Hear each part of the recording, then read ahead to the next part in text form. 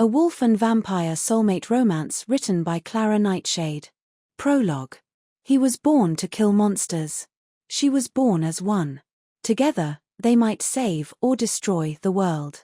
Silas Dawn is a vampire hunter cursed with the very blood he was trained to destroy.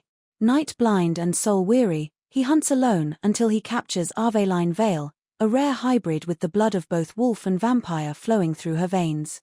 Forced into a reluctant pact, he makes her his eyes in the dark, and the bait to lure creatures like herself.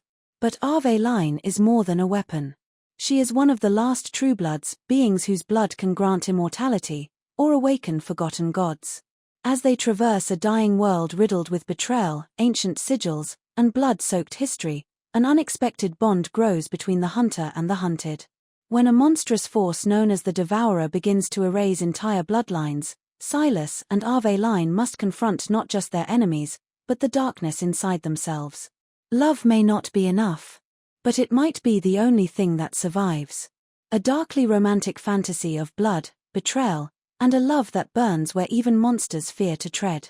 Chapter 1. The Eyes of Night. The air in Greystone reeked of soot and secrets. Fog rolled between skeletal buildings like a living thing, its limbs coiling through broken alleys and choked gutters. Gas lights flickered behind iron grates, their dying flames shivering in the wind, as if the city itself knew what walked beneath its skin. Midnight tolled, and with it came the creatures who feared neither cold nor sin. Aveline Vale ran. Her boots pounded over fractured cobblestone, breath sharp in her lungs, the coppery tang of blood thick on her tongue. Not hers yet. The scent belonged to the vampire she'd just eluded, a newborn with the hunger of a mad dog and the patience of dust. It wouldn't be far behind. She ducked into an alley, slipping into shadow. Her pointed wolf ears carefully hidden beneath her hood twitched at the screech of claws on stone. She clenched her fists. Not now, she pleaded silently. Not again. The world had always wanted her gone. She was a mistake in its eyes. A fusion of cursed bloodlines. Vampires called her a defilement.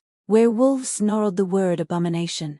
There was no home for her in either world, only flight. Found you. A voice hissed behind her. Aveline spun too late. A hand struck her chest, hurling her back into a stack of rusted crates. Pain exploded in her spine. Her vision blurred. The vampire loomed above her. Young. Rabid. His eyes shone with a natural hunger, black with veins of reed. Hybrid blood, he snarled. You smell like salvation. Then something whistled through the air, a gleaming arc of silver. Aveline heard the vampire scream. It crumpled at her feet, smoking. A blood sigil branded across its forehead in scarlet ruin. Footsteps approached, slow, measured, and then she saw him, a man cloaked in a long, dark coat lined with stitched silver threads. His face was hard and sharp, chiseled from shadow. His left eye was covered by a thin leather patch, the other glowed a pale, unnatural blue. He carried a long blade in one hand, and in the other, a palm still sizzling with fresh blood magic. A blood hunter, Silas Dawn. A name whispered in taverns, unscreamed in vampire crypts. He turned toward her, head tilted slightly, as if listening more than seeing. You were the bait, he said. Aveline froze. What? His voice was low, flat, more a judgment than a question. I could smell it. Hybrid blood. You're the reason it came here. She scrambled up. I didn't lure it here, I was running. From your own kind. Her throat tightened. He took a step closer. You're not fully vampire. No, she whispered. Not human either. Her silence was answer enough. Silas sheathed his blade. I need a guide. Someone to see for me at night. She frowned. See for you? I'm blind after dusk. Aveline blinked. You're a vampire hunter. And you're night blind. His gaze was iron. I don't need sight to kill monsters. But I do need bait. Her pulse quickened. You're going to help me, he continued. Let me point them out. You walk into the darkness, and I follow with steel. She shook her head. No, I'm not helping you kill people. They're not people. Not anymore. I'm one of them, she spat. He paused. For a moment, something flickered in his eye. Not pity. Curiosity perhaps. Not yet, he said. But you will be. A chill went through her. What do you mean? He looked away. Doesn't matter. She backed toward the mouth of the alley, but his hand shot out,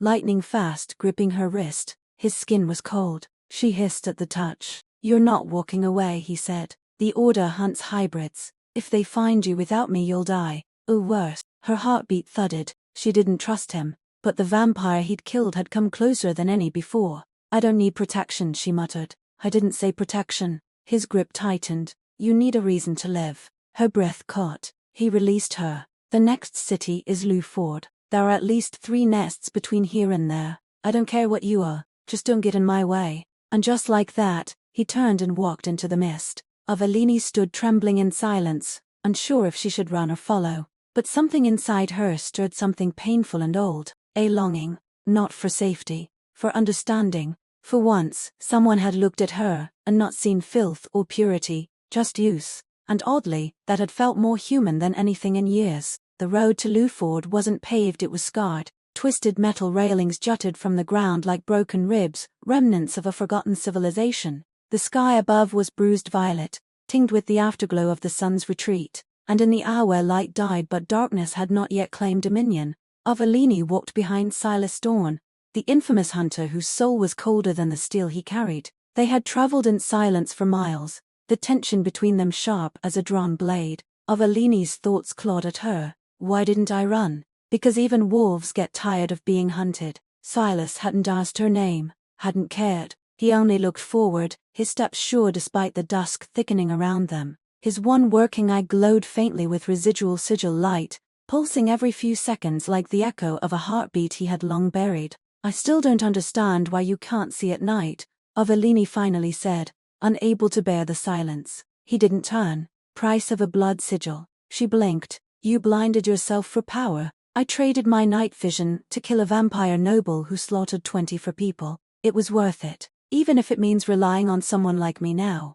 He stopped. His head turned slightly, just enough for her to glimpse the jagged scar beneath his eye patch. I don't rely on anyone, he said. I use what's available. You just happen to be convenient. Avelini clenched her fists. I'm not a tool. No, he agreed. You're bait. Anger flared, red hot and ugly. She wanted to scream, tear his arrogance into pieces with fangs she hadn't dared to grow, but she held it in, because buried beneath the hatred in his voice was something she recognized: weariness, a kind of loneliness that bled into every word, the same kind that lived inside her. You don't talk much, he said suddenly, resuming his walk. I do when I'm not being insulted.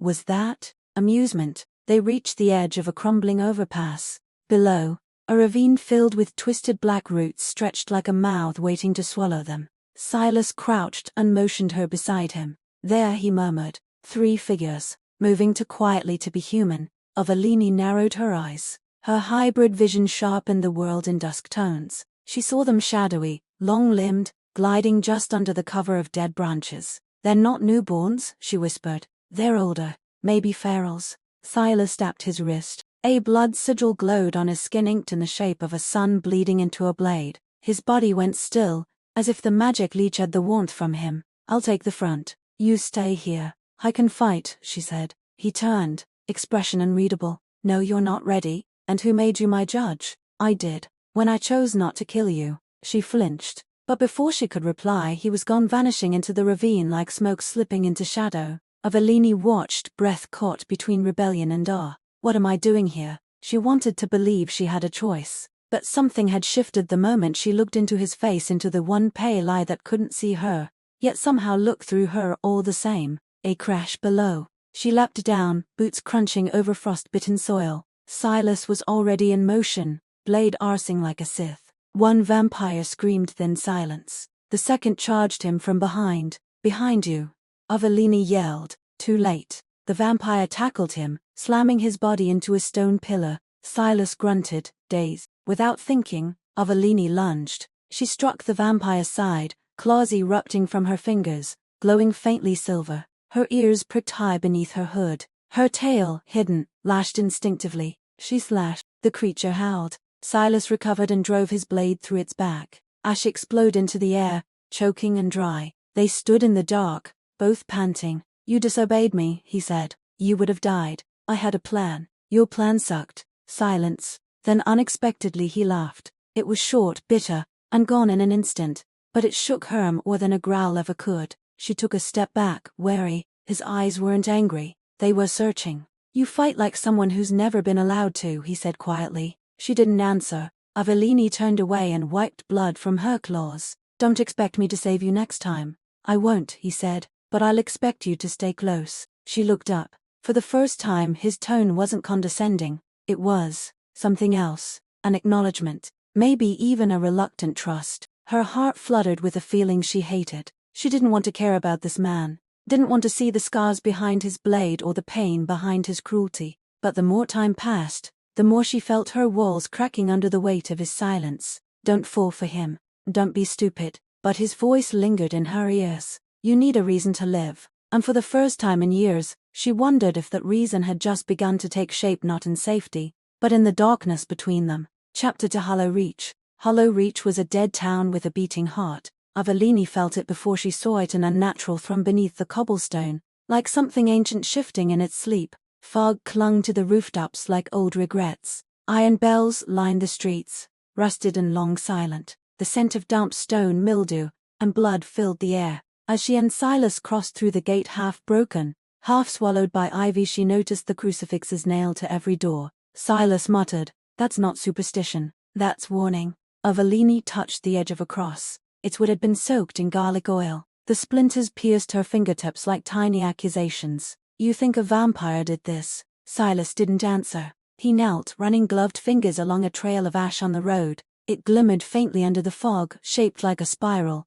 then broken off mid-curve. "Sigil," he murmured. "One of ours. Used recently. Another blood hunter?" "No," he rose, jaw-tight. "A pretender. Whoever made this, they didn't finish it. It's bait." Avellini's breath caught. "For what?" The church bell rang once, low, guttural, like the groan of a dying man, then silence. Neither of them moved. Avellini whispered, "That's not wind." "No," Silas said. "That's a summons." They approached the church at the center of town. Its spire leaned like a snapped neck, the wood warped and blackened by time. The heavy doors stood ajar, one hinge whining like a ghost's sigh. Ivy crawled up the stained glass windows, obscuring the saints' faces. Avellini stepped inside and flinched. It wasn't the dark that scared her, it was the emptiness. The pews were shattered, strewn with feathers, black, oily, and too long to belong to any bird. Candles burned despite the absence of heat, flickering with a sickly green flame. At the altar stood a man in a crimson coat, arms folded.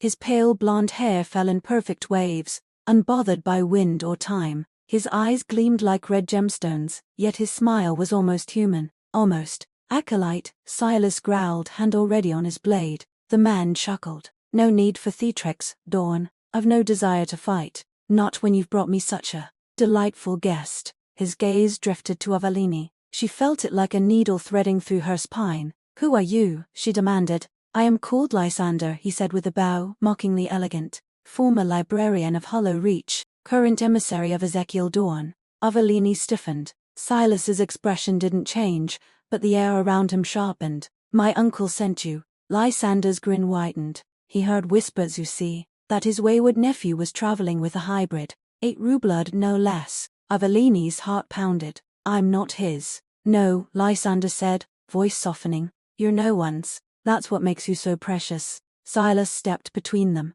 "You're not taking her." Lysander sighed. "Ah." The hunter defends his prey. How romantic. With a flick of his wrist, the floor beneath the altar cracked open. A pulse of red light flared from below. "Do you know what this church was built upon?" Lysander asked. "A well of ancestral blood, one used to purify vampires who strayed too far into madness. But now," he gestured, "now it serves as a gate." Dozens of eyes opened in the shadows, some golden, some red, some utterly empty. Avellini backed up, instinct roaring to the surface. Her tail twitched beneath her coat. "Run," Silas said. She didn't hesitate, but she didn't run away. She ran toward the altar, toward the spiral sigil Lysander had mocked earlier. It was faint but legible. Blood sigil for light severance. A banishment rune. If she could finish it. "Avellini," Silas shouted, blade clashing with the first creature that lunged from below. "I know what I'm doing," she yelled back. She bit the inside of her lip hard. Blood dripped down her chin, and she smeared it along the spiral, etching the missing runes in shaking lines. The moment the symbol closed, the entire church trembled. A pillar of silver fire burst from the sigil, carving through the air.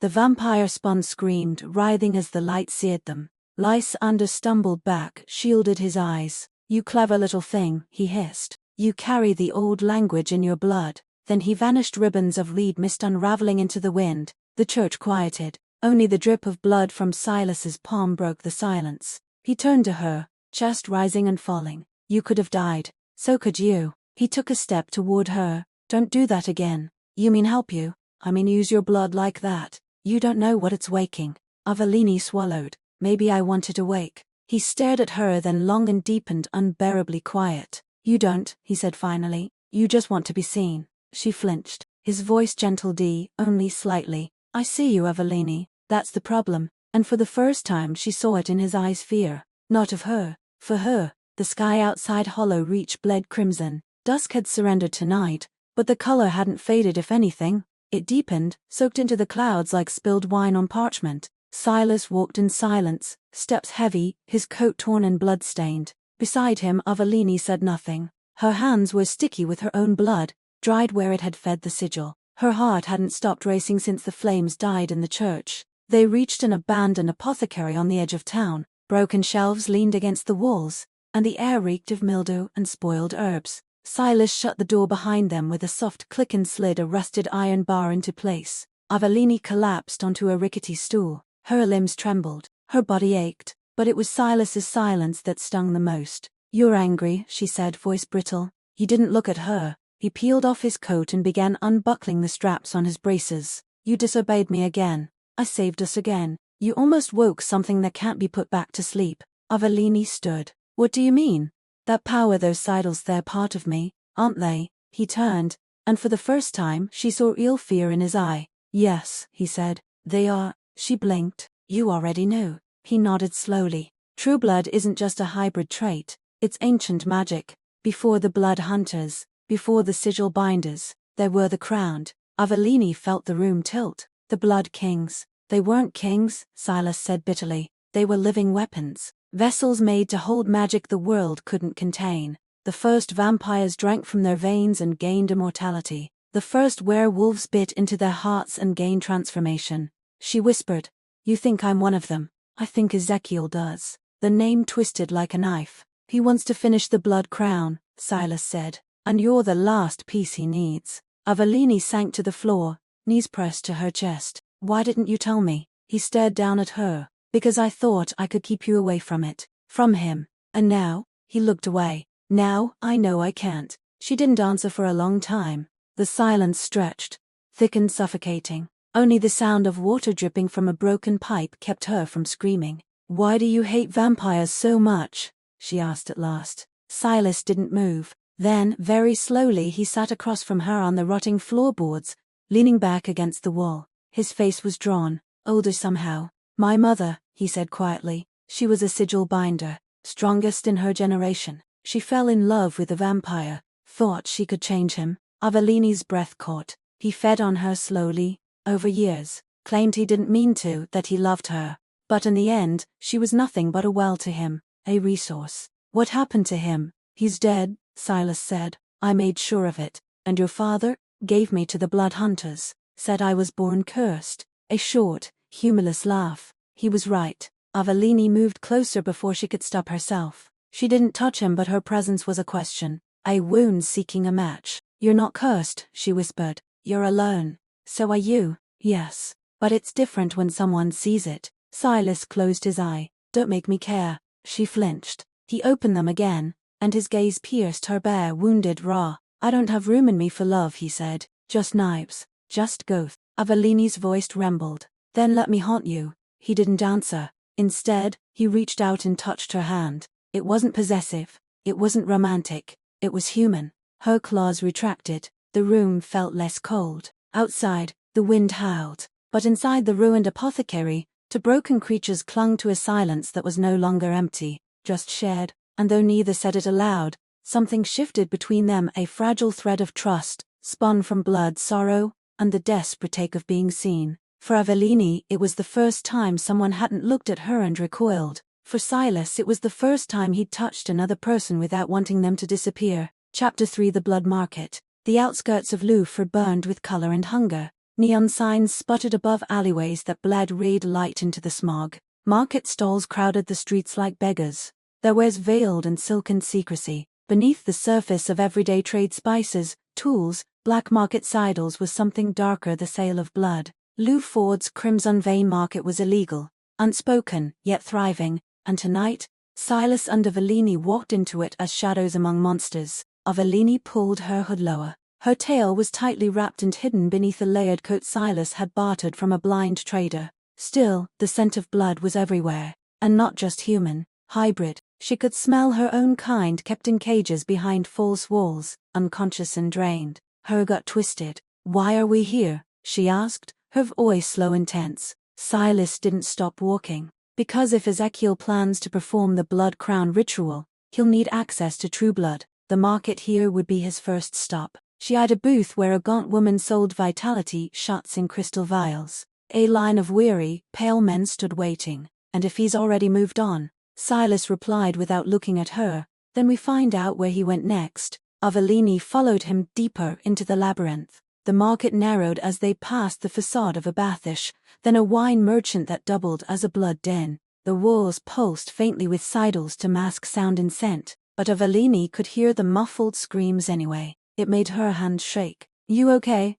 Silas asked, almost too softly to hear. She nodded quickly. He didn't press. They arrived at a narrow stairwell tucked between two shuttered shops. A red banner hung above the entrance, no words, just a symbol, a chalice with two fangs. Silas traced it with his gloved fingers. "This is it. Do we have a plan?" she asked. "Speak little, listen more, don't draw attention to yourself." Avellini's lips twisted. "I'm a hybrid. I am attention." His jaw tightened. "Stay close." She hated how that command soothed her. The stairwell descended into a dark, humid chamber lit by hanging chains of bone lanterns. At the bottom was a large iron door etched with runes that shimmered under her breath. A vampiric bouncer, tall, cloaked, eyes glowing with the dull sheen of compulsion, eyed them as they approached. Silas stepped forward, voice flat. "We're here to trade." The bouncer sniffed. "You smell like a hunter." "I am a hunter," Silas said, "and she's my merchandise." Avellini stiffened, fury igniting in her chest, but she said nothing. The bouncer smiled, revealing silver-capped teeth. "I like you already." The door creaked open. Inside, the True Blood market came alive. Pulsing veins of red light ran beneath glass panels in the floor. Stalls offered syringes of blood laced with hallucinogens, orbs containing preserved hearts, and enchanted silver blades. Vampires in silk suits haggled with cloaked warlocks. Werewolf mercenaries guarded iron cages, and behind a curtain of chains, the auction stage waited. Avellini gritted her teeth as a scream erupted from a nearby cell. She turned toward it only for Silas to catch her wrist. "Not now," he said sharply. "We're not here to save them." Her eyes blazed. "They're hybrids." "I know." "Then why?" "Because we don't have the power to fight everyone in here." His voice was calm, but she saw the tightness in his grip, the way his pulse stuttered. It wasn't apathy, it was strategy. She hated him for being right. They approached an elderly vendor hunched over a table lined with vials, each labeled in careful cursive mage blood, Royal Phi, first shift. Avellini froze. True blood. The vial was dull gold, the liquid inside shimmering with iridescence. Her chest seized. "That's mine," she said. The vendor looked up, lips curled in amusement. "No, my dear, that one was harvested weeks ago, from a young girl in Vermont. She didn't last long." Avellini's vision tunneled. "How many of us are there? How many are left?" Silas leaned forward. "Where did you get it?" The vendor's smile widened. "Information has a price." Silas pulled a blood-etched coin from his coat. "So does silence." The vendor laughed. "Oh, you're one of those. Fine. Ezekiel Dorn bought a crate from you last week. Had it shipped to an old fortress beyond the Ashvale thickets." "Coordinates," Silas said. The vendor scribbled them down, then added, "You won't survive there." Avellini spoke, her voice like ice. "We've survived worse." She grabbed the True Blood vial. The vendor didn't stop her. As they turned to leave, Silas whispered, "You okay?" "No," she said, "but I know where we're going next." He glanced at the vial in her hand. "That blood, it could be yours, from your family." "I don't have family." "You have me," he said softly. She looked up. He wasn't smiling, and for the first time, neither was she, because it was true, and terrifying. The iron door shut behind them with a groan that echoed in Avellini's bones. Back in the neon-soaked tallies of Luford, the air felt colder, not because of the night's chill, but because of what she now carried in her coat pocket, a vial of true blood, possibly her own, possibly another's. It didn't matter. The knowledge sat like a weight in her chest. Silas walked ahead in silence, boots crunching over broken stone. She watched the tense set of his shoulders, the way his hand hovered close to his blade, always waiting, always braced for betrayal. She hated that she understood it. "You really were going to sell me back there," she said, her voice like a blade drawn under the breath. He stopped, didn't turn. "If I hadn't said you were mine," he replied, "we wouldn't have gotten through the door." "Still," she said, "you didn't hesitate." "No," he said, "because I trust you to survive being underestimated." The answer disarmed her, not because it was kind but because it was honest. "You think that's a compliment?" she asked, approaching him. He finally turned. The neon painted his face in fractured shades red, then blue, then hollow gray. "I think you don't know what you're capable of yet," he said, "and that terrifies them." "And you?" she whispered. "I'm already terrified of you." He didn't blink. She wanted to look away but couldn't. There was something raw in his gaze now, not just guarded, not just watchful, desperate, as if he couldn't bear the thought of what Ezekiel might do to her, as if it wouldn't do something he hadn't allowed himself to name. She broke the moment with a forced breath. "Ashvale Thickets, then." Silas nodded. "We leave before sunrise." He turned again, this time toward a crooked and slumped at the edge of a canal. Its nameplate swung on rusted chains the hollow hearth. "Stay here tonight," he said. "We need rest, and you need to recover." Evelini hesitated. "What about you?" "I'll be on the roof, watching." She frowned. "You can't keep running on blood, magic and vengeance, Silas. I've done it for years." "Yeah," she said quietly, "and it's killing you." He didn't deny it. Inside the inn, the scent of old wooden clove smoke greeted her. The innkeeper was human, she could tell by the way his aura flickered, soft and unaware. He gave her a room without question. She didn't ask for keys. She didn't need them. When she entered the chamber, moonlight cut across the bed like a blade of silver. Avelini stood in front of the cracked mirror above the wash basin. She unwrapped the vial of true blood from her coat and held it up. The liquid shimmered gold, crimson, violet, all at once. It looked beautiful and monstrous. "Is this what I really am?" she asked aloud. A prize in someone's war. No answer. Only the hollow tick of the old grandfather clock in the hall. Her fangs throbbed. Her tail flicked, twitching with unease. She touched her cheek, tracing where her mother once kissed her goodnight in a forest hut now long burned. A woman with werewolf eyes and vampire silence, who had taught her to hide before teaching her to speak. "Don't let them find you, Avelini. They'll want your blood more than your name." She pressed the vial against her chest. "And finally," she cried. Not loudly, not for long, but enough. Above the inn, Silas stood at the edge of the rooftop, cloaked in shadow. He watched the horizon where Lou Ford bled into wilderness. The stars offered no comfort. He unrolled the parchment the vendor had given him, coordinates scrawled in ink and old blood. Ashvale Thickets. A cursed forest. A no-man's land where light didn't linger in compulsion thicken the air like fog. The place Ezekiel had chosen as his staging ground for a new blood age. Silas's fingers twitched. "He's waiting for me. For them." And somewhere beneath his fury, a deeper fear stirred. That he would fail to protect her. That he would watch Avelini fall like his mother did. That the blood inside him, already whispering with dark hunger, would consume the last of his humanity. He touched the scar under his apejaw. It burned, not with pain, with memory. "You were always stronger than me, sister," he whispered to the night. "But I won't let him win this time. Not with her." He reached into his coat and drew out a silver medallion etched with a blood sigil of binding, a relic meant to lock a soul to another. A final card. He stared at it, then slipped it back into his coat. Not yet. Not unless he had no other choice. Below, Avelini's candlelight flickered through her window. He watched until it dimmed, and stayed. Chapter for Ashvale Thickets. The trees wept blood. Not visibly, not enough to stain, but the scent was unmistakable. Avelini gagged on it the moment they stepped beneath the canopy of Ashvale Thickets. Iron, rot, and something older like morning soaked into soil. The fog here wasn't natural. It clung to her skin like a fever dream, dense and pulsing, and she swore it whispered in a language she almost understood. Silas walked ahead, blade sheathed, coat drawn close, every movement tense with practiced caution. Even he looked uneasy. "Where are we?"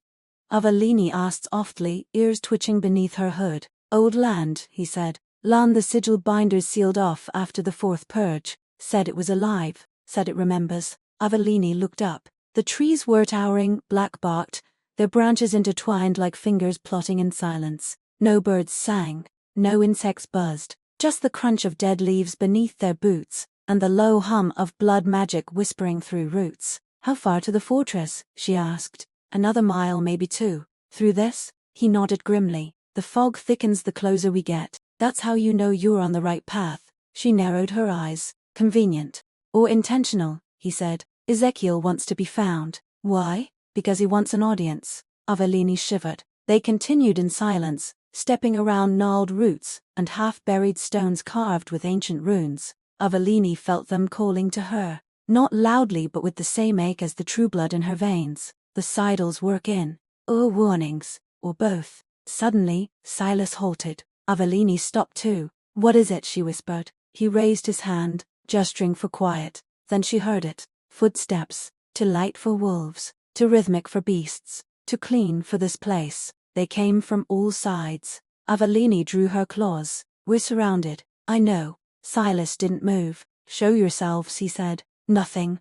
Then, like dancers stepping onto a stage, figures emerged from the trees. They wore masks of bone and robes dyed with bloodroot. Each held a staff etched with sidles that shimmered with pulsing light. Their eyes, visible through the masks, were glazed with enchantment. Avellini felt their magic crawl across her skin like smoke. "Cultists," she murmured. "They serve him." Silas nodded. "Willingly or not." The tallest stepped forward. "Silas Dorn," he said, voice hollow and warped. "The blood heir returns." "I'm not his heir," Silas growled. "You carry his curse. That makes you kin. And you've chosen madness," he snapped. "Ezekiel's promises are lies. He'll drain your lives like he did everyone else's." The cultist tilted his head. "We do not serve for life. We serve for resurrection." That made Avellini flinch. She stepped forward. "He told you he can bring back the dead." A ripple moved through the robed figures. "Through the true blood," the cultist said, turning toward her. "Through you." The air snapped with tension.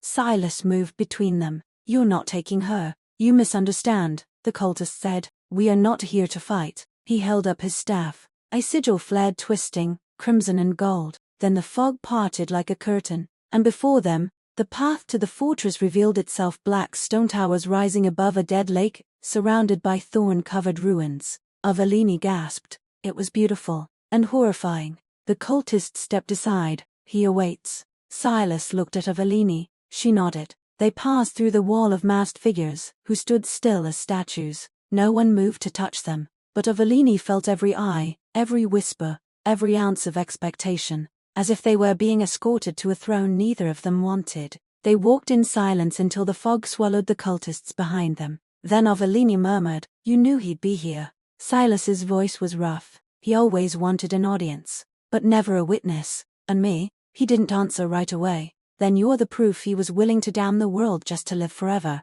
Avellini looked up at him. "And what am I to you?" Silas stopped walking. He turned, face shadowed. "I don't know yet," he said, "but it terrifies me." Then he kept walking, and Avellini followed toward the fortress, toward the truth, and toward a love too painful to name. Yet the fortress rose like a wound in the earth. Avellini stood at the edge of the dead lake, the water still and mirror black, reflecting a sky that seemed darker here than anywhere else. The towers of the fortress were built of obsidian stone veined with crimson, as though the structure itself bled from every crevice. No bridges led to the gate, only a single path of floating stone platforms, suspended in stillness over the ink-dark water.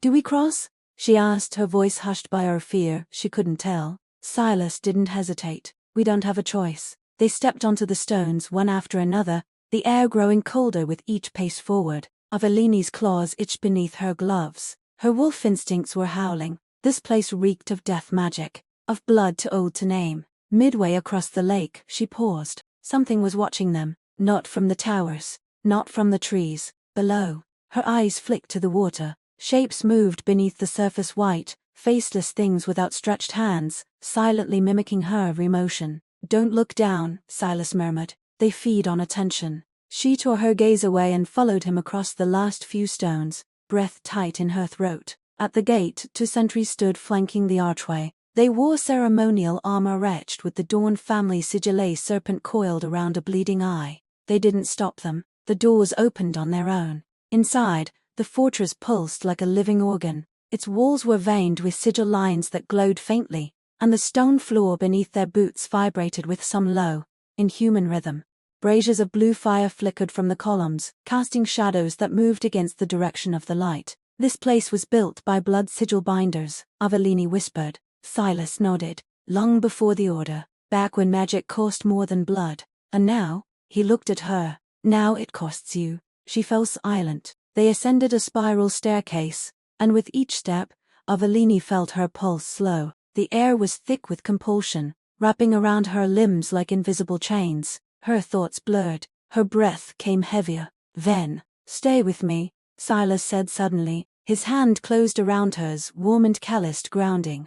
Her heart jumped. The fog in her mind retreated. I'm okay, she breathed. He didn't let go. They reached the highest chamber of the fortress. A vast, circular room open to the stars, if stars still existed in this cursed sky. At the center stood a throne made of bone and obsidian, and upon its atom and wrapped in a cloak of midnight silk. His eyes gleamed like fresh blood. His face was handsome, ageless, and deeply wrong. Ezekiel Dawn. He rose with a smile. Silas, he said, voice smooth as velvet. You brought her. Silas stepped forward, body bristling like a blade drawn. I brought your end. Ezekiel laughed. It was not cruel. It was pitying. Oh, nephew, you always did lack vision. Then his eyes shifted to Avellini. And you, he said softly, reverently, the last true blood, born of two worlds, destined to unite them. You're everything the old prophecies whispered. Avellini straightened. I'm not your prophecy. You are hope, he said, stepping toward her.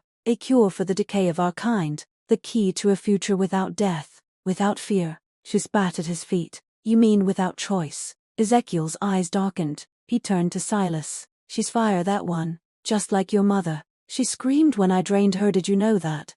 But she never begged. Silas moved. He crossed the distance in a blink, blade flashing from its sheath. Ezekiel raised a single hand, and Silas stopped mid-strike, frozen, trembling, blood pouring from his nose. Avellini cried out, let him go. Ezekiel turned back to her. Join me. And he lives. Refuse, and he dies in agony. Her claws extended. The true blood in her veins burned. She reached inward past the fear, past the memory, past the shame, and cold to the ancient power sleeping beneath her skin. The fortress shook. Ezekiel faltered. Silas dropped to his knees, gasping. Avellini's voice rang out, clear and cold. You don't get to take anything from me. A burst of golden reed light erupted from her body, flinging Ezekiel backward into his throne with a crack of shattering stone. Silas staggered upright. He stared at her, not in horror, not in fear, but in awe. You're glowing, he rasped. I know, she whispered, and I don't know how to stop. He reached for her hand again, this time without hesitation. You don't have to, he said, just don't let go. She looked into his eyes, and she didn't. Chapter 5. The thread between us. The night burned brighter than it ever had. The room still hummed with the aftermath of Avellini's power. Sidles scorched into the obsidian floor. Ezekiel's throne cracked down the middle like a fractured crown. Silas stood beside her, still gripping her hand, his own palm warm and slick with sweat and blood. Avellini didn't tremble, but inside her, something had changed. The true blood had awakened, and with it, a voice. No. A presence stirred in the hollows of her chest. It whispered in no tongue she knew, yet it felt like memory, like home and horror intertwined. You shouldn't be able to do that, Silas said, breaking the silence. She turned to him. But I did. His mouth twitched in something between awe and warning. That power, it's not just magic, it's dominion. You afraid of me now? She asked softly. He shook his head. No, I'm afraid for you. He released her hand, and the absence of his touch felt louder than the clash of swords. He walked slowly toward Ezekiel's shattered throne. Blood trailed from the older man's temple, but he wasn't dead, just unconscious, or pretending to be. Silas crouched, touching the fractured stone with 2 fingers. This was never about the blood crown, he muttered. It was about possession. Avellini frowned. Possession. Silas glanced at her. Your blood doesn't just extend life, it can bind souls. That's what the crown ritual is, not a coronation, a vessel. He wants to transfer his soul into you. Her stomach twisted. He was going to erase me? Yes, and keep your body, your power, forever. She nearly vomited. That's God's, that's monstrous. That's Ezekiel, Silas said darkly. He rose, eyes flashing. We can't leave him alive. Avellini hesitated. But if we kill him now, what if it triggers the binding? What if he's already begun the ritual? Silas stared at Ezekiel, then at her, and for the first time, she saw uncertainty in him. Not hesitation, not fear, but conflict. You think I'll become like him, she said, that this blood will turn me into a monster? No, he said after a long silence. I think you're strong enough not to, but you're not sure. He walked back to her, stopping inches from her face. I'm never sure of anything, he said, voice low and rough, except this. He reached into his coat and pulled out the medallion. Evelini stared. The blood sigil glowed faintly across its surface, the symbol for binding, meant to fuse one soul to another, irreversible, eternal. What is that? She whispered, even though she knew. It's the only way to stop the crown, he said. If he's linked to you, I can bind myself in his place. Her eyes widened. You die. Not immediately, he said, but it'll shorten my life, sever my magic, lock my soul to yours. Silas, I've lived long enough on hate, he murmured. If I have to burn, let it be for something I chose. She stepped back. No, you don't get to decide this for both of us. I'm not, he said. I'm asking. His voice cracked. I need to do this, Evelini. I need to know I protected one thing in this cursed world. She shook her head, heart thudding. You already did. You stayed. You saw me. Tears prickled at her eyes. That was more than anyone else ever did. He reached out hesitant, trembling, and touched her cheek. I've hated vampires my whole life, he whispered, but I've only ever loved one thing. She swallowed. What? You. Her breath caught. He leaned in. Not a kiss. Just a touch of his forehead to hers.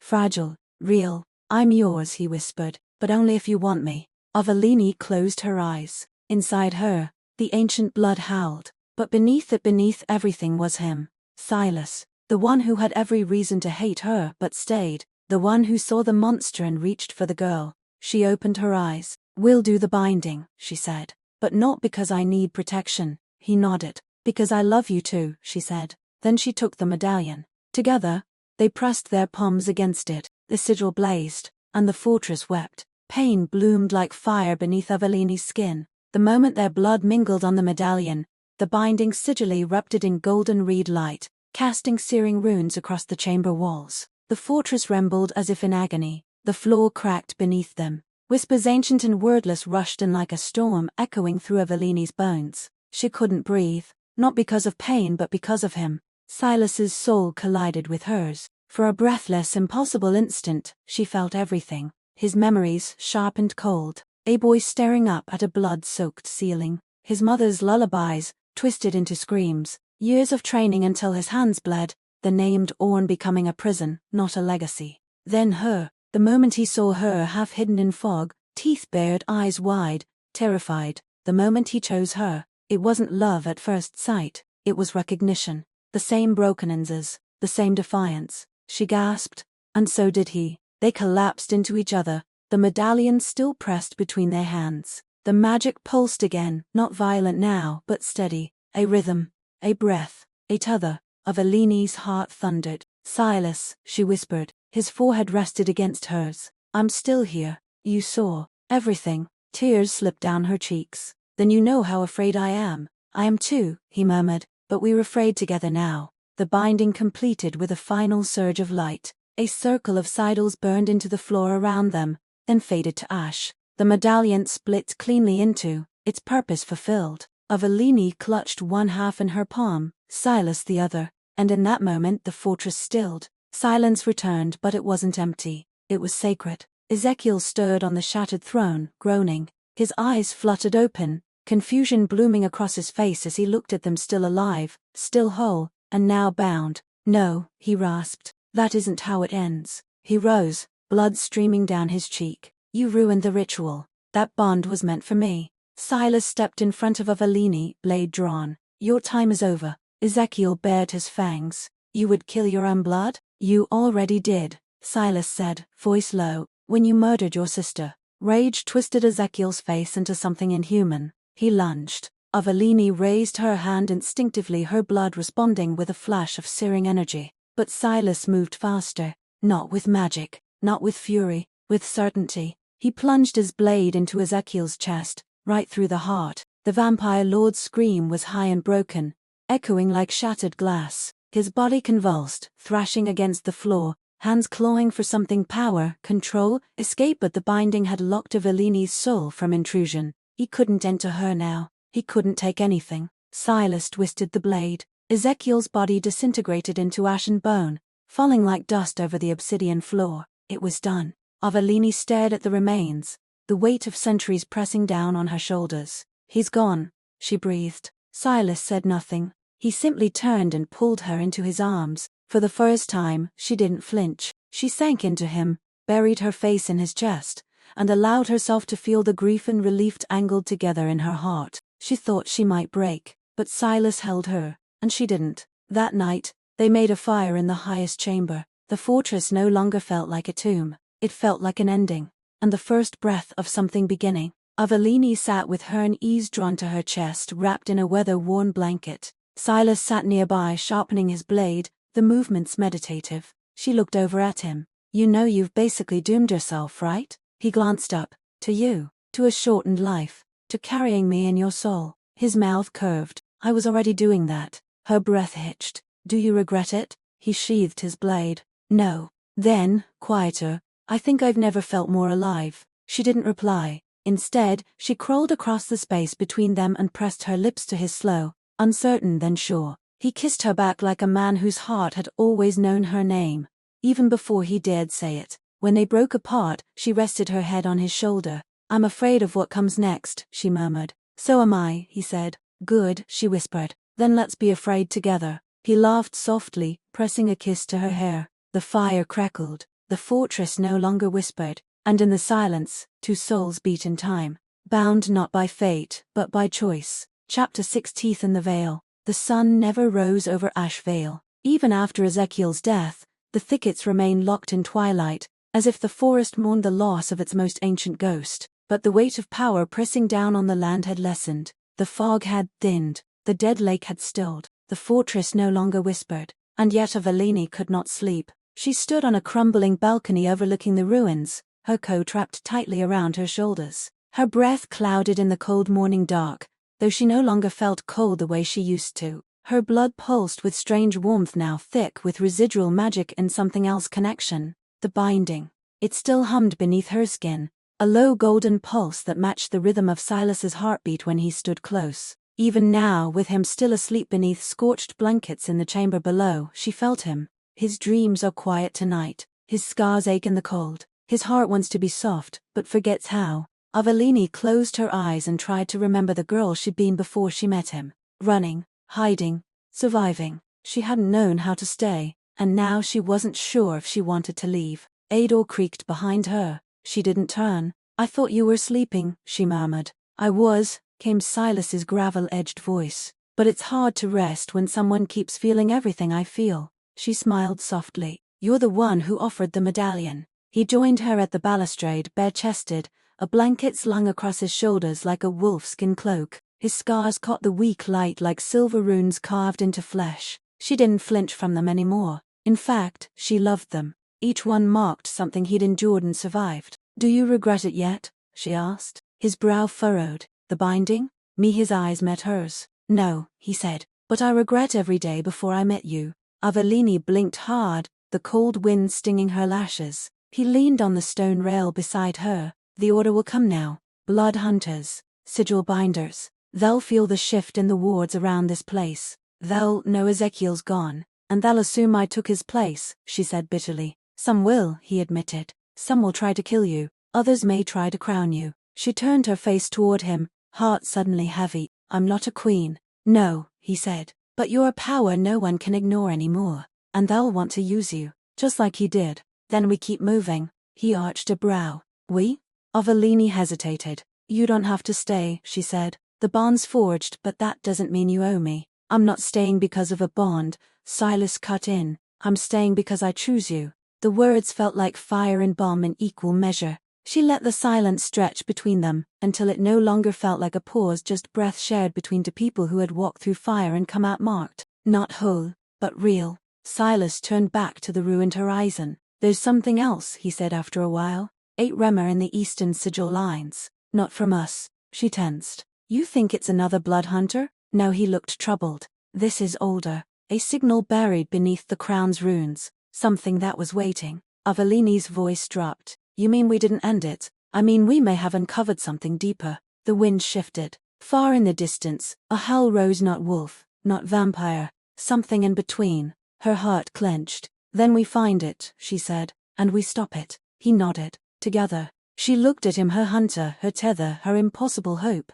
and whispered, always. The fortress collapsed behind them. Silas didn't look back, neither did Avellini. Ash-veiled thickets, now hollow and still, swallowed the black towers in silence. The binding had burned out the last of the blood-wrought protections, and without Ezekiel's power tethered to its bones, the fortress began to rot in earnest. Stone cracked, sidles dimmed. The vines that had once recoiled from its walls now claimed them like carrion feeders. Silas led the way through the thickets. The coordinates they traced through sigil mapping pointed east toward the Vale's car, a place even the Order feared. Avellini walked beside him, her senses twitching with every rustle. The sidles etched in her blood activated fully during the binding responded to the land now. She could feel the shifts beneath her feet. The forest groaned like it remembered too much. Do you feel that? She asked. Silas nodded, like something breathing underground, like something waking. The deeper they moved into the forest's eastern edge, the more unnatural it became. The trees grew twisted, their trunks spiraling in unnatural geometry. The light, such as it was, came from nowhere and everywhere, glowing faintly red like the sky itself had turned to blood. The air buzzed with static. At the base of a ravine, they found it, a stone slab. It had once been a shrine long defiled. Carvings of ancient creatures, half man, half wolf, lined its border. In the center was a basin, filled with blackened blood that hadn't dried. Silas stepped forward, unsheathing his blade. This is it, he said, the place where the first hybrids were made. Avellini's breath caught. You're sure? He nodded. The Order tried to destroy it generations ago. Said the blood here didn't come from this world, that it came from something older, something that fell into ours. Avellini touched the basin. The moment her fingers met the blood, her vision flared white. She saw shadows dancing across an ancient battlefield, vampires and wolves tearing each other apart. Then came one, a woman with silver eyes and black wings, standing in the center. Not vampire, not wolf, something divine, or cursed. She bled into the basin willingly, and the first hybrid was born. Avellini jerked back. What did you see? Silas asked, catching her as she staggered. Her, Avellini whispered. The first of us. She chose this. She wasn't created. She sacrificed herself to bridge the bloodlines. Silas looked at the basin. So it wasn't a curse. No, it was a gift. Suddenly, the ground beneath them shuddered. The basin bubbled. Black mist hissed up from its surface. A shape rose from the ravine's edge, tall, humanoid, but wrong. Its eyes glowed like coals, and its body shimmered like shifting ash. A cloak of dead leaves clung to its form. Avellini felt its hunger before she saw its fangs, its poke without sound, its words bleeding into her mind. You carry her blood. You awaken the pact. You are the key. Silas drew his blade, stepping in front of her. Stay behind me. But Avellini stepped forward. No, she said. It wants me. The creature extended one elongated hand, palm up, as if offering her a choice. Merge. Complete the cycle. Become what you were always meant to be. Silas snarled, she's not yours. The creature's head tilted. Its eyes shifted toward him, and for a moment, they matched. Silas staggered. The binding pulsed hot between them. Avellini felt her soul yanked taut, a thread nearly torn. Silas. He dropped to one knee, blade clattering to the stones. Avellini lunged forward, placing herself between the creature and the man who had bound his life to hers. I said no. Power exploded from her chest, sidles flaring golden and red, igniting the mist. The creature screamed, not in pain, but in fury, and vanished into a whirl of black wind. Silence fell. Avellini dropped to her knees beside Silas. He coughed, voice hoarse. You really know how to say no. She cradled his face. Are you okay? His lips twitched. Yeah, you almost made me proud. She laughed, wet, trembling. Then she kissed him, not out of relief or duty, but because in that moment, even with gods and monsters clawing at her door, she knew this truth. She chose him, again and again, and he chose her back, not because of fate, but because in each other, they had found something stronger than blood. Love. Chapter 7. Ghosts of the Order. They crossed the border into Viermont beneath a blood-colored dawn. Viermont was colder than Avellini remembered, its sky marbled with iron clouds, its streets etched with the slow decay of forgotten promises. This had once been neutral land where the blood hunters trained in solitude. Now it reeked of suspicion and iron. The last stronghold of the Order loomed in the distance, Red Moorhold, a fortress of spires and black stone, locked in ice. Avalini pulled her cloak tighter as the wind hissed through the trees. Her wolf ears flat and beneath her hood. "They know we're coming," she said. Silas gave a curt nod, his jaw set like stone. Good. They hadn't spoken much since the creature in the Vale's car. There was no need. The binding between them whispered enough, an undercurrent of emotion braided into every glance, every breath. She could feel the tension radiating off him like heat, and beneath that grief. "Are you sure about this?" she asked gently. His eyes were steel. "They need to know Ezekiel's gone, that the corruption ends with him, and if they don't believe you, then I'll show them what he left behind." He glanced at her then, and though his face remained hard, something in his gaze softened. "You don't have to walk into that place." She reached for his hand, threading her fingers through his. "I do. They need to see who I am and who you chose." He looked at their joined hands. "Then stay close," he murmured. "Don't flinch." They reached the front gates by midday. Reed Moorhold towered above them, its walls carved with ancient blood sigils, and the oath of the order: "Through sacrifice we remain pure." Avalini's stomach twisted. A horn sounded as they approached. The iron gate groaned open, and they were met by blades. 10 blood hunters emerged in uniform formation, sigil blades drawn, their faces hidden behind masks of etched silver. At their head stood a woman in scarlet and grey robes, her white braid trailing down her spine. "Silas Dawn," she said coolly, "returned from exile, or have you simply brought your execution with you?" Avalini stiffened. The woman's eyes, grey, sharp, landed on her like a spear. "Hybrid," she said, "you've brought a beast into the sanctum." "She's not a beast," Silas said, stepping forward. "She's the reason you're still breathing." Bold words from a man who fled. He took another step. "I didn't flee. I hunted Ezekiel into the grave." The woman raised a brow. "And now you expect us to believe you've returned? Pure?" Avalini's temper flared. "He's more pure than any of you." The woman turned to her. "And you are what? A claim?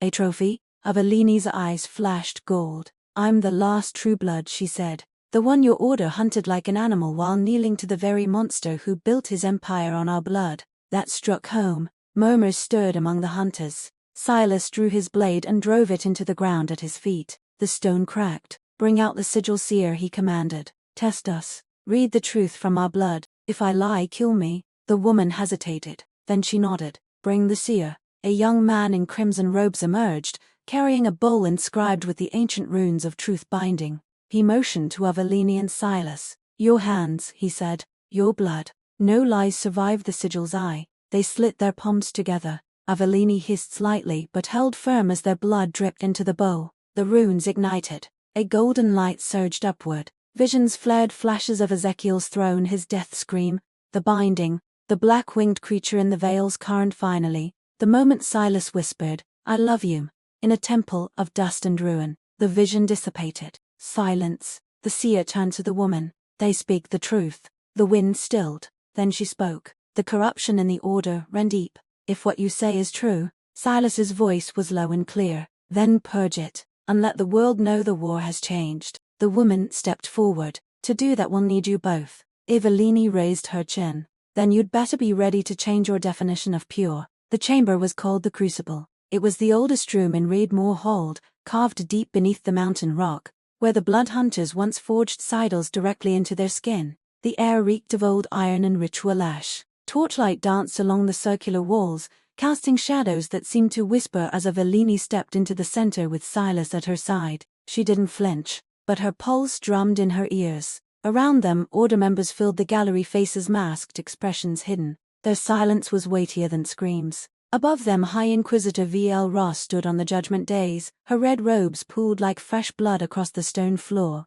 "You stand here," she intoned, "as bearer of forbidden blood, as a legacy of the first curse. Avalini Vale, do you deny that your existence is a threat to every oath this order has sworn?" Avalini met her gaze. "No, I am a threat to your lies." A ripple moved through the crowd. V.L.'s voice sharpened. "And do you confess to killing Ezekiel Dawn?" Silas's hand brushed hers. Avalini raised her chin. "We ended him together." V.L. Ross stepped down from the dais. "There are those among us who believe hybrids cannot control their urges, that you will one day turn on us, that the bond you share with this hunter," she motioned to Silas, "is a manipulation, a curse, a weakness." "I'm not his weakness," Avalini said. "I'm his anchor." The torches flared at her words, sigils hidden in the stones briefly igniting in response. Velra looked to Silas. And you, Dawn? Are you prepared to stake your life on that claim? I already have, he said quietly. The chamber was utterly still. Velra stepped back. Then you will both undergo trial by flame. Avellini's breath caught. Silas tensed. No one has done the trial in decades, he said. It was outlawed. It is invoked now. Velra replied coldly. Not to punish you but to prove you. To iron circles were drawn on the floor. Sigils flared around them. Truth, flame, soul. Avellini stepped forward first. Wait, Silas said. You don't have to. Yes, she said. I do. He joined her silently, standing in his own circle. The seer returned with a ceremonial blade in a shallow bowl. He made a small cut on each of their palms. The blood sizzled as it dripped into the bowl. The sigils ignited. And then, flame erupted around them. Avellini gasped as fire licked up around her, crimson and gold. Not hot, but searching. It didn't burn flesh. It burned falsehood. The binding pulsed under her skin. Show them, it seemed to say. Show them what you are. Memories flared in her mind, her mother's voice, soft and shaking as she whispered lullabies in hiding. The first time she shifted beneath moonlight and wept because the wolf inside her didn't feel like home. The pain of being hunted, the terror of being loved, and then Silas, bleeding, laughing, staying. The fire flickered, wavered, and then it bowed. Avellini stood untouched, the flame wreathing her like a crown. Across from her, Silas grit his teeth. His fire was harsher, biting into him, crawling over old scars, testing the darkness in his soul. His mother's screams echoed in his ears. The moment he drove his blade through Ezekiel's heart replayed, again and again. But he didn't yield. And the flame, in time, bent to him too. When it finally died out, both of them stood in silence, marked not by wounds, but by truth. Velra stepped down from the dais, eyes unreadable. The trial has spoken. She looked around the chamber. No more shall we hunt the true bloodess. No more shall we pretend that purity lies in blood alone. Then to Avellini, you carry what we feared, but you have not turned from it. That makes you stronger than we ever were. Avellini exhaled, shaking. Silas took her hand. You still want to leave, he murmured. No, she whispered. I want to rebuild what they broke. He smiled, then just slightly. I'll follow your fire, he said. And she, though scared, scarred, and still learning to believe, let herself believe that maybe, just maybe, love could lead where hatred had once ruled. Chapter 8. In the wake of fire. Red Moorhold did not sleep. Even after the trial by flame ended and the torches guttered low in their iron sconces, the halls of the order buzzed with movement. Messengers hurried down stone corridors, scrolls clutched to their chests. Sigil binders chanted in hushed tones within the sanctum. Hunters who once scoffed at Silas now offered him curt nods of wary respect.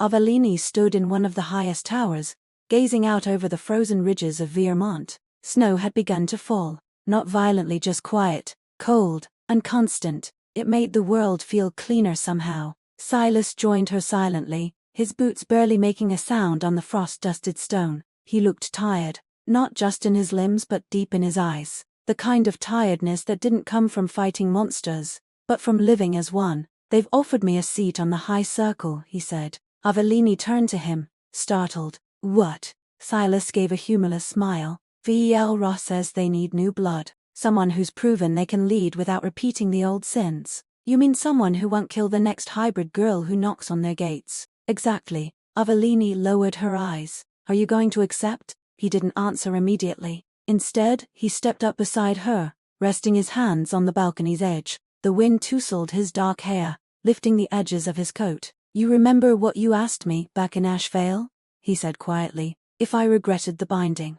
Avellini nodded, heart tightening. He turned to her then, his expression stripped of everything but truth. I don't, he said, but I regret not knowing sooner what I was meant to protect. She stared at him. He took her hand gently, lifting her palm to his lips. I don't care about thrones or circles or titles, he said. I care about you, about the future we might carve from all this ruin. Avellini's throat ached. I've never had a future, she whispered. Then let me give you one, Silas said. He knelt suddenly, not with fanfare, not with ceremony, but with fierce devotion. From the folds of his coat he produced a ring forged of pale silver and set with a blood-red stone sigil engraved along its edge, glowing faintly with warmth. I can't promise peace, he said, or safety, or even time. She trembled. But I can promise this, that as long as I breathe, I'll be yours, not because of a bond or magic or blood, but because I choose you, every day. Tears welled in her eyes. She dropped to her knees before him, cupping his face in her hands. You stupid, stubborn hunter, she whispered, voice cracking. You already gave me everything. And then she kissed him. There was no fire this time, no storm of sidles. Just heat, just skin, just heart. When they finally parted, the snow had thickened, covering the roofs of Redmoor in soft white. Avellini looked down at the ring on her finger. It didn't feel like a shackle, it felt like home. But their quiet moment was short-lived, because then the first horn blew. A distant, low moan of warning from the southern watchtower. Silas's head snapped up. Avellini rose with him, instincts already flaring. What is it? She asked. A runner appeared at the base of the tower steps. High Inquisitor V.L. Ra summons you both. Now. What's happened? Silas demanded. The runner hesitated. Then, pale and breathless, he said, there's been a massacre. 3 hybrid settlements. All wiped out. Avellini's blood ran cold. No survivors? None, the boy said. But there was a message left behind. He pulled out a charred scrap of parchment, a single sigil scorched into its surface. Avellini took it with shaking hands. It wasn't a blood sigil. It was older than anything the Order had ever taught. What does it mean? Silas asked. Avellini stared at the mark. It means, she said slowly, that the thing we woke in the Vale's car, it wasn't just watching. Her eyes glowed gold. It's hunting now. Avellini traced the sigil with a trembling fingertip. It pulsed faintly beneath the scorched parchment. Heatless but hungry. It wasn't etched with blood or flame. It was carved with something more ancient absence. The lines of the rune bled inward, spiraling into a hollow center that drew the eye and made her stomach churn. I've never seen this symbol, Silas said, studying it over her shoulder. Not in any Order text, not even the Forbidden Grimoire. That's because it predates the Order, Avellini whispered. This isn't a sigil made by man or vampire or even wolf. She looked up, her eyes reflecting the dying torchlight. This is Devour script. Silas frowned. Devour? She nodded, voice cold. The creature we saw in the Vale's car. The one that called to me. That wasn't some rogue spell or a blood echo. That was a Devour. Is it a god? No, she said. Worse. She turned to the runner. Where exactly were the settlements attacked? Along the Cinder March, the boy answered quickly. Near the old hybrid refuge zones. Burned clean. No signs of struggle. No signs means it happened too fast for defense, Silas muttered. V.L. Ra appeared then, her expression eyed with dread. 3 settlements in one night. Coordinated. Swift. Silent. Who else knows? Silas asked. Only us. V.L. Ra replied. And we'll keep it that way. If word spreads, the neutral cities will turn on all hybrids. Avellini narrowed her eyes. You're more afraid of chaos than extinction. I'm afraid of panic, V.L. Ra said sharply, and of waking more Devour-s before we understand what they want. They want me, Avellini said, folding the sigil scrap and tucking it into her coat. They called me Kid, and now they're clearing the board. V.L. Ra studied her for a long moment. We always knew your blood could stir sleeping powers. Ezekiel thought he could control it, but he only scratched the surface. Silas stepped closer to Avellini. If they're hunting hybrids, we don't have time to sit in shadows. No. Avellini agreed. We go there. We see the ruins. We track the trail. V.L. Ra hesitated, then nodded. I'll grant you 3 riders, she said, and access to the Order's sigil archives. But Avellini, if this thing marked you, we may not be able to stop it. Avellini's voice was steel. Then I'll stop myself. They rode through the night. Avellini, Silas, and 3 hand-picked blood hunters, silent men with crimson eyes and steeled resolve. The snow fell heavier now, muffling hoofbeats and wrapping the world in deceptive silence. The road to the Cinder March was long and winding, flanked by frost-bitten reeds that groaned under the weight of memory. Avellini felt the pulse of old magic beneath the earth with every stride. Not the warmth of Hurtru blood, but something colder, hungrier. By dawn, they reached the edge of the first settlement. There was nothing left. Ash cinders. A few iron foundations blackened by heatless fire. The scent of the place was wrong. No rot, no blood, just emptiness. No bodies, one of the hunters whispered. Where are the bodies? They were taken, Avellini said.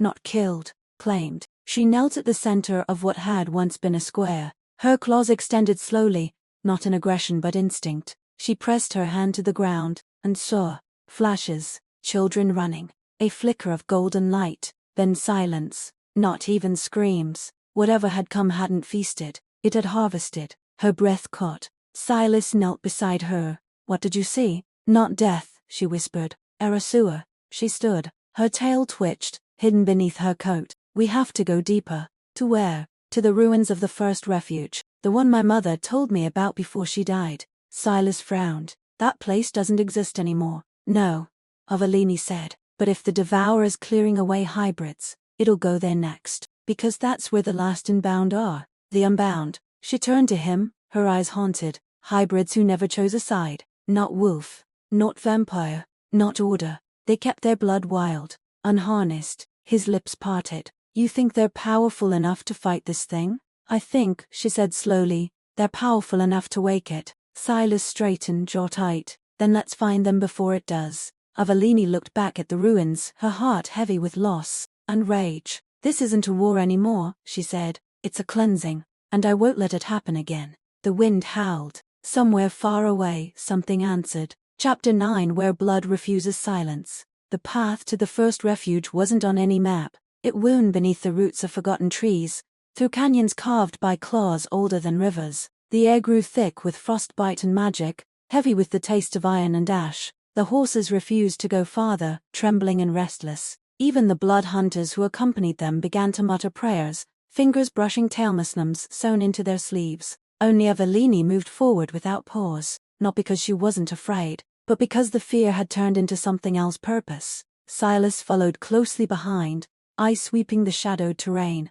The bond between them buzzed low and steady, a thread of comfort in a place that seemed to devour warmth. We're close, Avalini said. The scent of old blood is strong here. Silas raised a brow. You can track blood that's that old. She didn't turn. Not blood like yours. This is wild blood.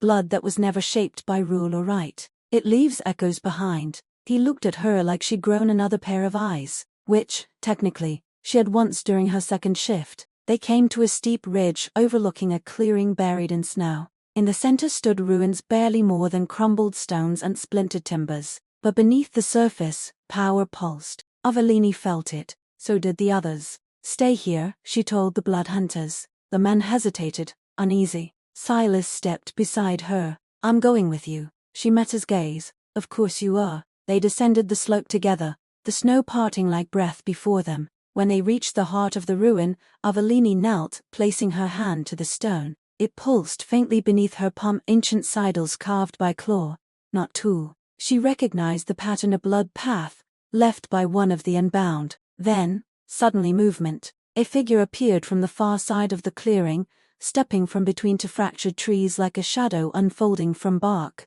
They were tall, skin a tapestry of scars and tattoos, hair white as winter ash. Their eyes glowed not red, not gold, but silver, flickering with shifting flecks of both. Unbound. More emerged, 6 in total. They moved with fluid grace, as though gravity negotiated with them rather than commanded. Each bore the same silver-eyed look, the same sense of primal restraint just barely held in check. Avalini stood slowly. I'm Avalini Vale, she said, daughter of Adrienne Vale.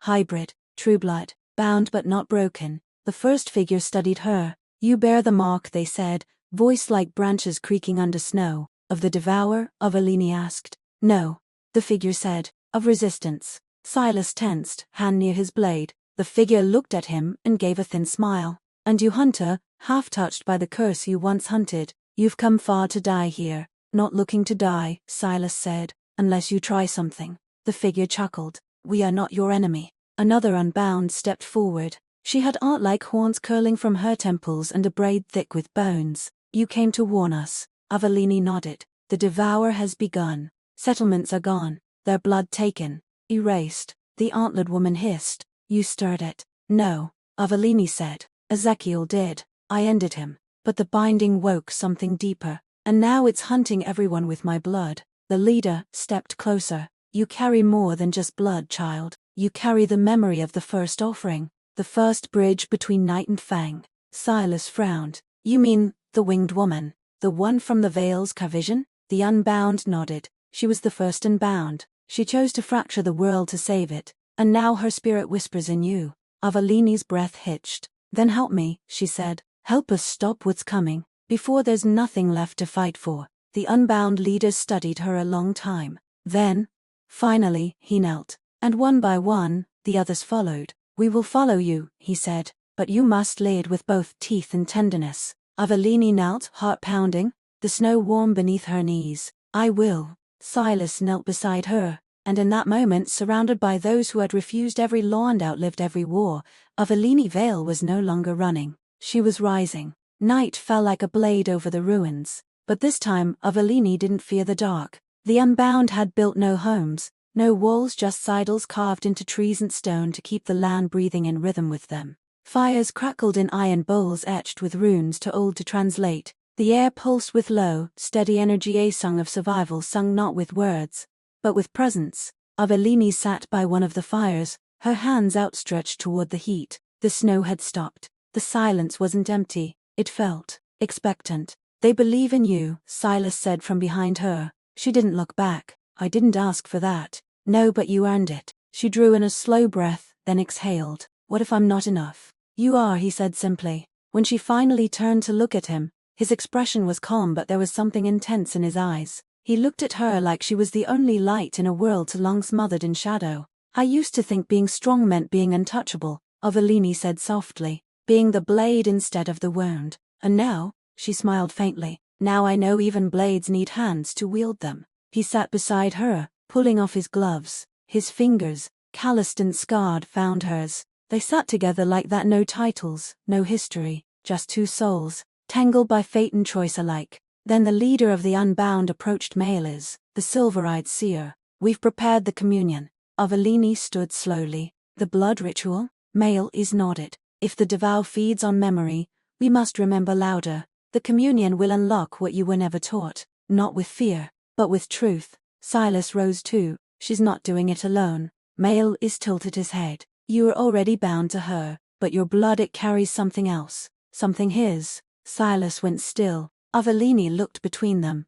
"Whose?" "Ezekiel's," Maelis said. "He left a piece of himself in you." A shadow, quiet, until stirred. Silas didn't move. "I feel fine," he said, but the bond between him and Avellini twisted. She felt a flicker of flickering, like a mirror shifting underwater. "You don't have to do this," Avellini whispered, placing her hand over his chest. "You've carried enough." "No," he said. "We finish this together." They were led to a clearing ringed with carved stones and buried sidles. The Unbound formed a circle around them, whispering in the old tongue. Maelis stepped into the center with a carved chalice filled with blood that shimmered. Avellini's, drawn under the full moon, mixed with silver ashen water from the Vale's car. "Drink," Maelis said. Avellini took the chalice. Silas held her hand as she lifted it to her lips. The blood was hot like swallowing starlight in sorrow. Then, fire vision, memory. She stood on a battlefield. The first hybrid Elvira, the winged once, stood before a devourer taller than the trees,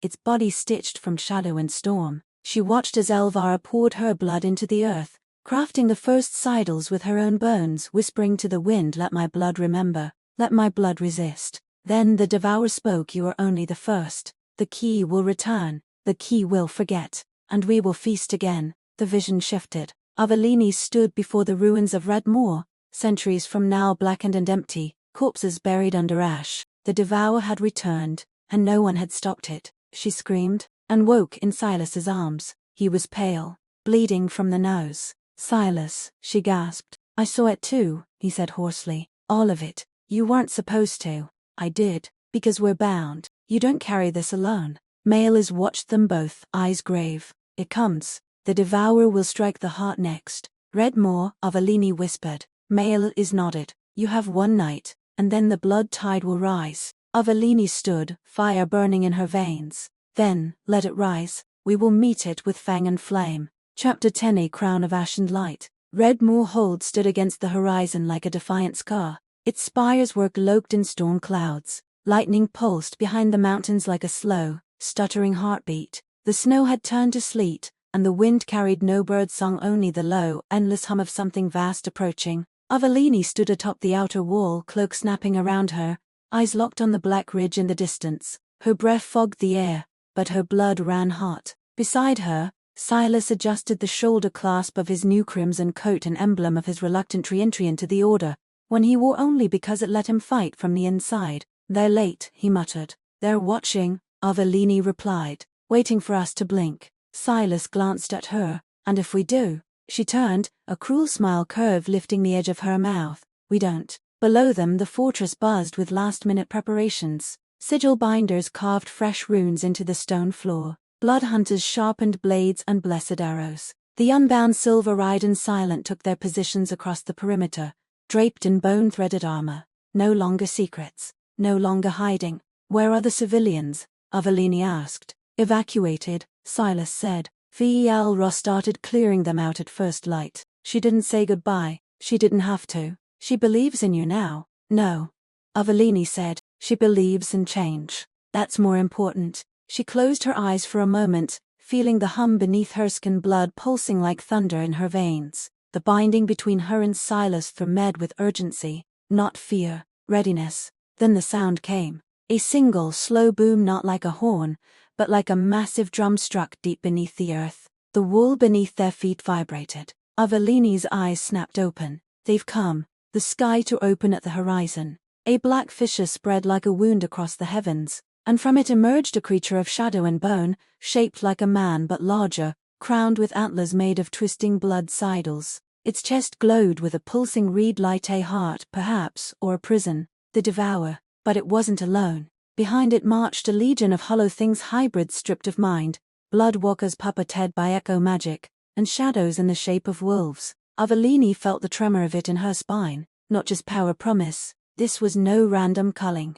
This was a coronation. They're coming for you, Silas said. Not to kill you. To make you. Avelini nodded. To make me their queen. He turned toward her fully. Then give them a different throne. She faced the courtyard, raising her voice with command that shook stone. Read more now. Is the hour we stop pretending blood makes us enemies. The hunters paused. Sigil binders turned to her. Even the unbound looked up. We have been hunted, bound, cursed. And we survived. We didn't survive to die quiet. We didn't survive to let them write our names in ash. She drew her twin crescent daggers, the silver and obsidian edges glowing with ancient sidles only her blood could awaken. We survived to fight back. The air exploded with a cheer, and Silas's voice low and hurry-ratted. We survived to love, Avelini, don't forget that. She looked at him, truly looked, and said, I never will. Then the sky broke, the Devourer descended, and the last night began. The Devourer landed with the sound of a world exhaling. Its claws shattered red moor's outer wall. Stone screamed, sidles fled and died. The beast towered above the fortress like a monument carved from fear, horned, hollow-eyed, and crowned in red fire. Its chest open like a blooming wound, revealing an orb of pure, pulsing light. A heart, a soul forge, a prison for every memory it had devoured. Avelini felt each echo screaming in her blood. They're still inside it, she said. The hybrids it took, the settlements it erased. It didn't kill them, it consumed them. Silas stood at her back, his blade dripping with glowing sigil fire, breath ragged. Then we cut it open. The unbound charged first, howling war songs that hadn't been heard in centuries. Their claws flashed silver, their bodies danced between flame and fang. Blood hunters followed, launching storm runes and blessed steel. Avelini leapt into the fray. She became fire. Her wind daggers struck like twin stars, carving through puppet beasts with precision no living creature could match. The binding sigil on her back flared to life, pulsing in time with every heartbeat Silas shed beside her. He fought with the fury of a soul who had nothing left to lose except her. Together, they carved a path toward the Devourer, but the beast saw them. Its mouth opened not to roar but to whisper, little air, little flame, come home. The words struck like knives in Avelini's mind. Her knees buckled. No, she gasped. She felt her body tremble, felt the blood in her veins sing in time with the Devourer's rhythm. It was calling to her bloodline, to the ancient pact buried in her bones. Her daggers slipped from her grasp. She was sinking. Until Silas grabbed her face in his hands. The world exploded in gold. The binding. His soul surged to the thread connecting them, love, defiance, memory. She saw herself reflected in him, broken, whole, frightened, unstoppable. She saw his memories. His mother smiling through pain. His first kill. His first regret. The moment he realized he'd rather die at Raytrator than live a monster. He pressed his forehead to hers. I see you, he whispered. And I'm still here, she said. She rose, burning. Her eyes glowed like suns. Her blood erupted with radiant sidles, no longer just vampire or wolf, not even hybrid. Unbound. Chosen. She raised her hand and the blood in the Devourer's heart answered. It howled. The creature stumbled. The binding thread between them, once passive, now turned on the beast, reflecting its hunger back upon itself. You fed on memory, Avelini cried. Then choke on mine. The sidles flared, and the heart within the devourer burst in a blaze of golden red. It screamed not in pain, but an ending. The creature crumbled, the sky cracked, and the fire went still. When the dust cleared, Reed Moor was in ruins, but it stood. The unbound knelt in silence. The blood hunters did not cheer. There was only breath. Avelini stood over the smoldering crater where the devourer had died. Silas collapsed beside her, coughing, wounded but alive. She dropped to her knees, pulled him into her arms, and for the first time since she was born she wept without fear. You did it, he whispered. You stopped it. No, she said. We did. He chuckled, even through the blood. Remind me never to argue with you again. Smart man. She kissed his forehead, then his lips softly, like a prayer answered at last. Velra approached, limping, her robes torn. The world will need a new order, she said. A new name. Avelini looked up. No more orders. No more chains. Just choice. Velra inclined her head. Then choose it, Avelini Vale. Lead them. But Avelini shook her head. I don't want a throne. She looked down at Silas. I want a home. Years later, a stone cottage stood at the edge of a wild, flowering valley, far from moor and fortress. Its walls were carved with old sidles, not for power, but protection. Inside, a fire crackled. A cup of tea cooled on the table. A red medallion, split in two, hung above the hearth. Avelini Vale walked barefoot through the grass, sunlight catching her silver-streaked hair. Beside her, Silas Dorn leaned on a cane, a faint limp in his step, a grin on his lips. He pointed to the horizon. See that? Avelini looked. The next generation of hybrids, unbound children laughing in the river, running with wolves, soaring with spell wings. She smiled. They're free, she said. He slipped his fingers through hers. They are, he murmured, because you loved louder than anyone's hate. Avelini leaned against him, her heart no longer afraid to beat. The world turned, and this time, it remembered them not as monsters, but as those who bled to make it whole. Thank you for listening. If this story touched your heart, give it a like and subscribe for more beautiful tales. Tap the next thumbnail to continue your journey.